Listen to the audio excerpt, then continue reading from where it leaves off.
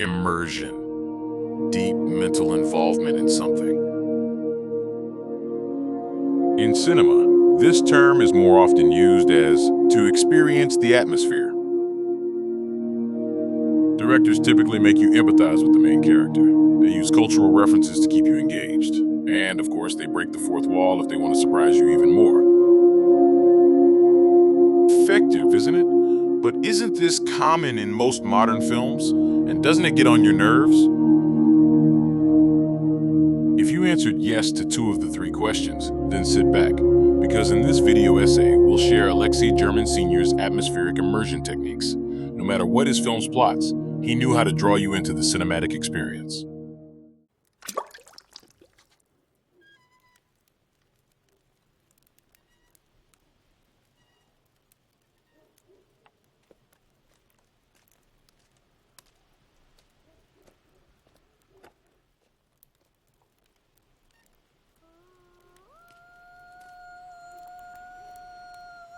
Это не Земля, это другая планета.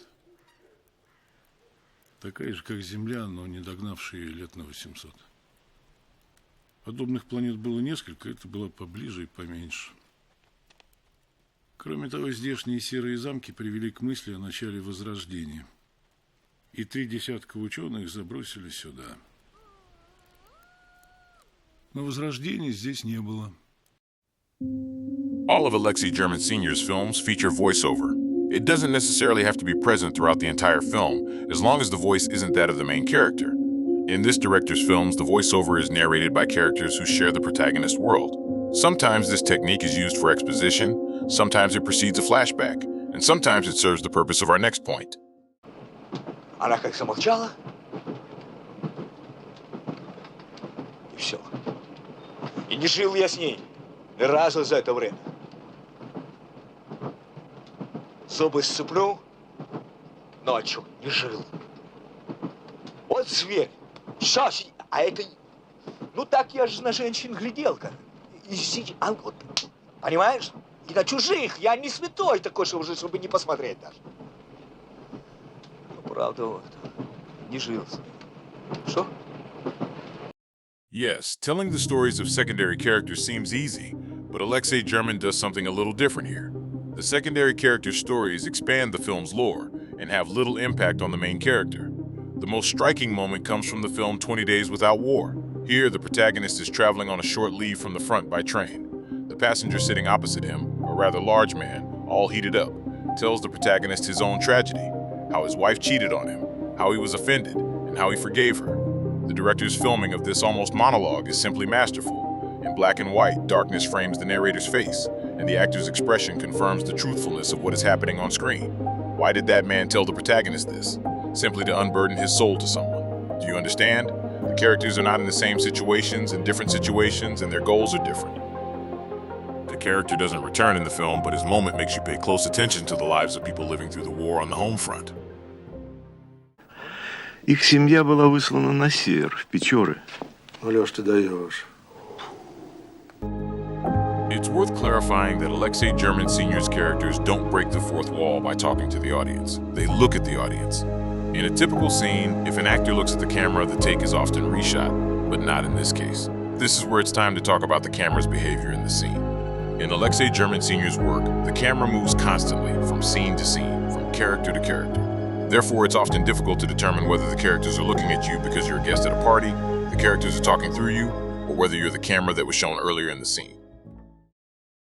All of Alexei German Sr.'s films can be considered large-scale, primarily due to the crowd scenes. While in his early works the crowds are more symbolic and the main characters stand out, in films released decades later, it's sometimes difficult to discern where the scene is taking place, as the characters' heads obscure the background and, incidentally, the main characters.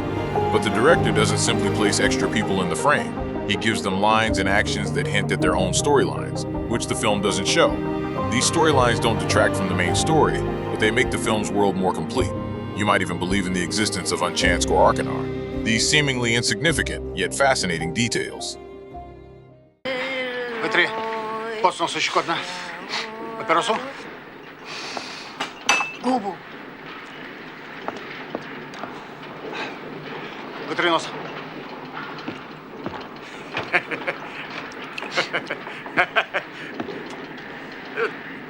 Вессоры. Бросаю. Ха! В карман. Опа! Руки в карман. Сядь.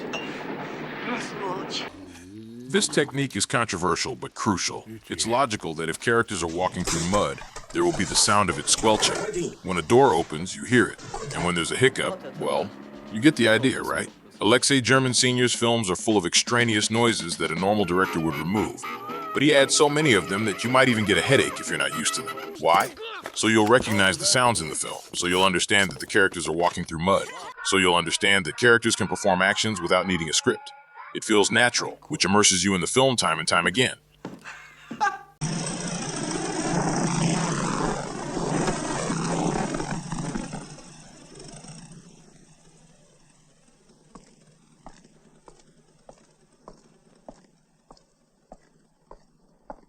Зря все это. Ей-богу, зря. Ничего, пусть на деле докажет.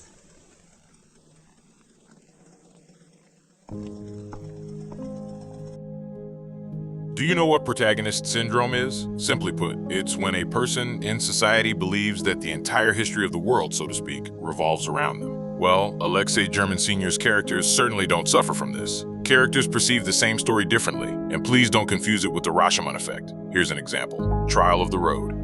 In this war film, a soldier who betrayed his homeland returns home, knowing he will be killed and wanting to atone for his betrayal.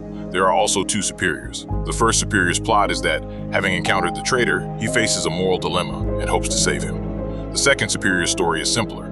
He encounters the traitor and intends to fulfill his duties, but is thwarted by an overly sensitive colleague.